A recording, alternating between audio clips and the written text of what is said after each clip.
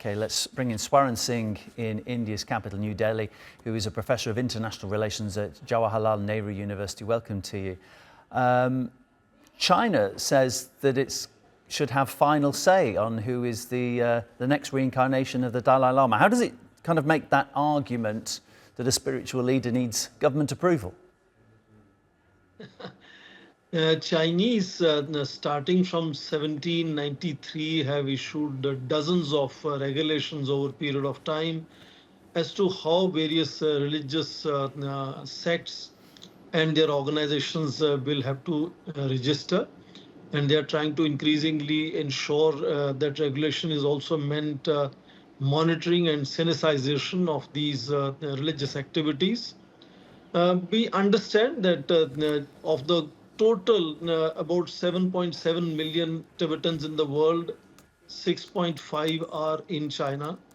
But it is also true that all the Tibetans around the world and in China hold His Holiness Dalai Lama as their spiritual leader. So fundamentally, it is a contest between Tibetan religious traditions versus China's political ambitions or security concerns in that sense.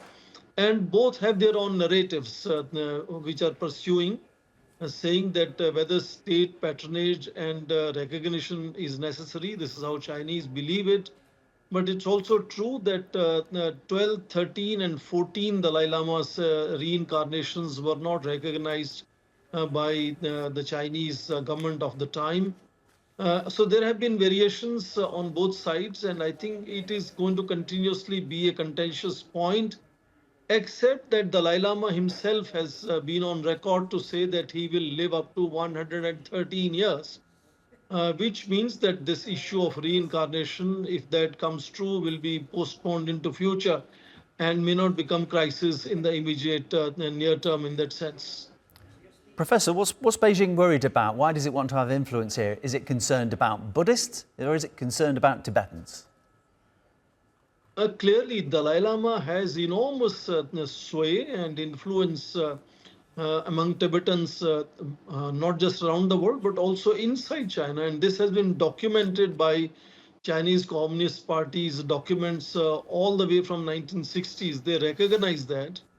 And that is how they had also tried to seek reconciliation from 1980s onwards, which of course has not worked, primarily because of other major powers contestations where certain countries have used this issue of Tibetans' right to have their spiritual religious freedom and sometimes connected it to human rights violations in China.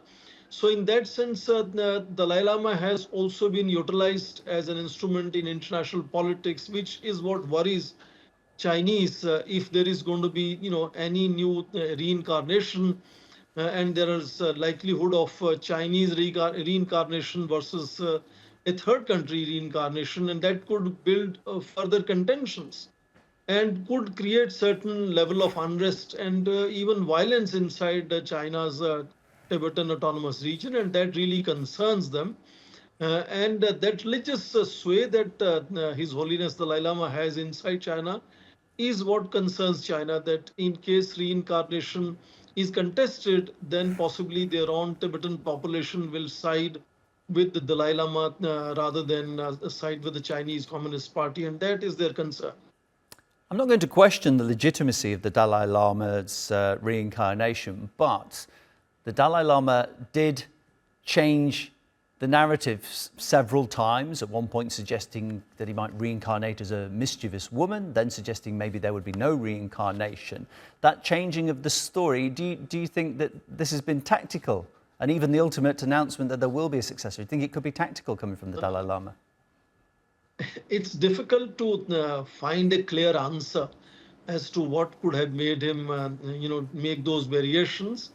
I would feel safe to go by his statement that came out today on 2nd of July 2025, which fundamentally says that he will have reincarnation and that both the search and recognition of the reincarnation should happen by the Tibetan people. And he's talking of an NGO which is being set up, which will be the authority to recognize, and no other authority referring to Chinese, will be, the correct authority to search and recognize Dalai Lama. I think that is the latest statement which has come about, which of course can create its own complications, because even if reincarnation takes place in a free world, as Dalai Lama says, it could be in India, it could be in another country, and that could raise its own issues of, where that 15th Dalai Lama will be located, how Chinese will deal with that.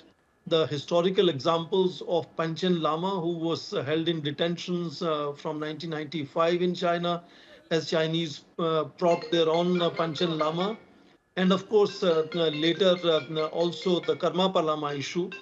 These could create a certain amount of misunderstandings, and I think could create tensions for China with other countries in that sense. Swaran, you better go. You're clearly in demand. It's been great to speak to you, though. My guest, Swaran Singh, who is a Professor of International Relations at Jawaharlal Nehru University.